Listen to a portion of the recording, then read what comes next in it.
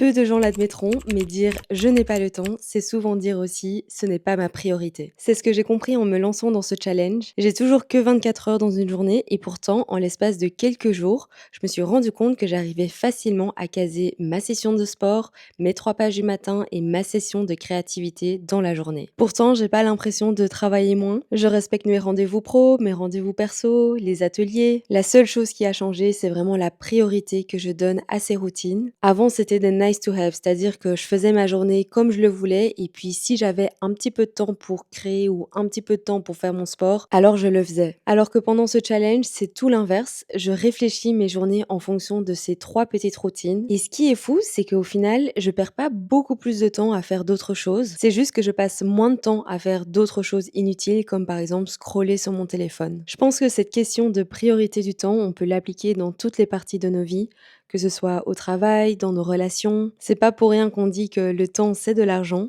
Et comme celui-ci est si précieux, autant l'utiliser pour faire des choses qui nous font du bien. D'ailleurs, si hier était une journée un petit peu bof, aujourd'hui ça a été full speed. J'ai super bien travaillé et j'ai allié l'utile à l'agréable en peignant une carte d'anniversaire pour mon papa. Et entre 2 rendez-vous, j'ai fait un petit saut à la salle de sport avant de finir ma journée au restaurant. Bref, ça commence à être dur de tenir le challenge, mais on s'accroche. Et dites-moi si vous voulez voir de l'aquarelle ou de la gouache pour demain. Des bisous!